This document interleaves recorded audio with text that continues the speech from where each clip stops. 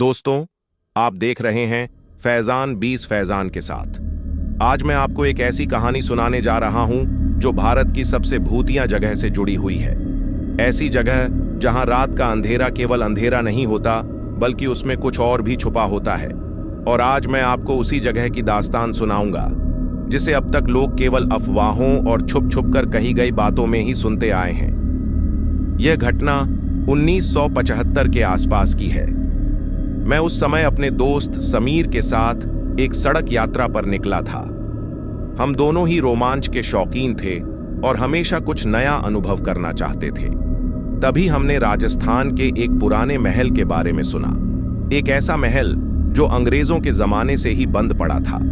लोग कहते थे कि वहां रात को अजीब सी रोशनियां दिखाई देती हैं और किसी के रोने की आवाजें सुनाई देती हैं। शुरू में तो हमने इसे मजाक समझा, लेकिन हमारे भीतर की जिज्ञासा इतनी गहरी थी कि हमने निश्चय किया कि चलो खुद जाकर देखते हैं कि सच्चाई क्या है। रात का समय था, लगभग 11:30। हम अपनी जीप से उस महल के पास पहुंचे। दूर से ही वह महल घने अंधेरे में डूबा हुआ नजर आ रहा था। उसके चारों ओर पीपल और बरगद के पुराने पेड़ थे जो हवा चलने पर अजीब सी खड़खड़ाहट की आवाज करते थे।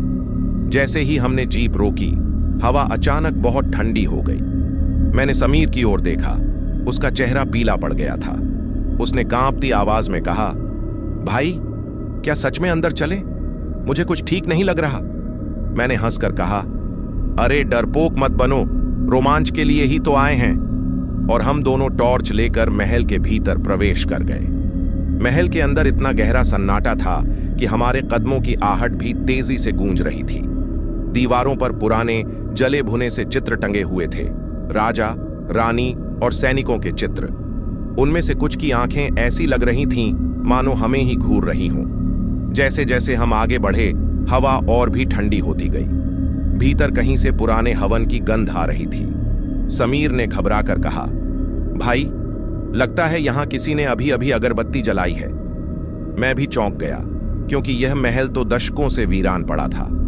अचानक हमें एक कमरे से किसी बच्ची की हंसी सुनाई दी। हम दोनों वहीं रुक गए, एक दूसरे को देखा और धीरे धीरे उस कमरे की ओर बढ़ने लगे। जैसे ही दरवाजा खोला, अंदर घना अंधेरा था।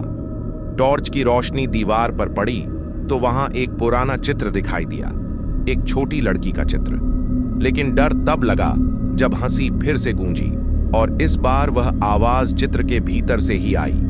चित्र में दिखाई देने वाली लड़की की मुस्कान अब हंसी में बदल चुकी थी।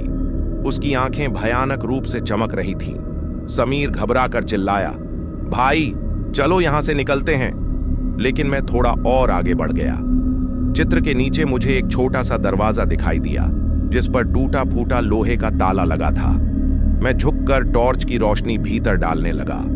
उस गहरे अंधेरे में केवल एक चीज नजर आई, एक इंसान का चेहरा जो उल्टा लटका हुआ था और सीधा मुझे घूर रहा था। मैं चीखने ही वाला था कि वह चेहरा अचानक गायब हो गया। पीछे मुड़कर देखा तो समीर वहीं खड़ा कांप रहा था। हम दोनों भागकर नीचे वाले हॉल में आ पहुंचे, लेकिन अब हॉल वैसा नहीं था।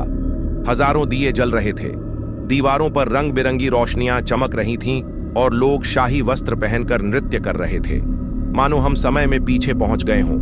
मैंने घबरा कर कहा, यह सब क्या है?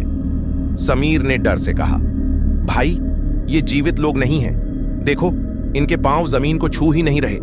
सचमुच वे सब हवा में तैरते हुए नृत्य कर रहे थे। तभी एक रानी जैसी वेशभूषा पहने औरत हमें देखकर मुस्कुराई और सीधी हमारी ओर आने लगी। उसके चेहरे पर अजीब सी खिंची हुई मुस्कान थी। जैसे ही वह पास आई, उसका चेहरा धीरे धीरे कंकाल में बदल गया। उसकी आंखें खोखली हो गईं और उसके मुंह से इतनी भयानक चीख निकली कि हम दोनों लगभग बेहोश हो गए। हम किसी तरह सीढ़ियों की ओर भागे और ऊपर की तरफ दौड़े। सीढ़ियां चढ़ते ही एक तेज हवा का झोंका आया और सारे दिए बुझ गए। पूरा महल फिर से अंधेरे में डूब गया। ऊपर पहुंचकर हमने एक बड़ी गैलरी देखी। बीचों बीच एक पुराना आईना रखा था। मैंने जैसे ही टॉर्च उस पर डाली, उसमें मेरा चेहरा नहीं बल्कि एक लाश का चेहरा दिखाई दिया। उस लाश ने वही कपड़े पहने थे जो मैंने पहन रखे थे। मेरा सिर घूम गया।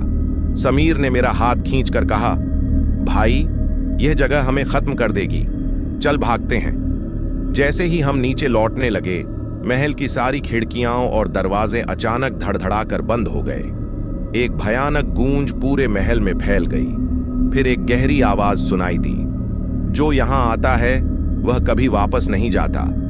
उस आवाज के साथ ही फर्श हिलने लगा और हम गिरते पड़ते एक तहखाने के गड्ढे में जा गिरे। तहखाने में घना अंधेरा था। केवल एक कोने में लाल रोशनी टिमटिमा रही थी। उस रोशनी के आसपास ढेरों सड़ी गली लाशें पड़ी थीं।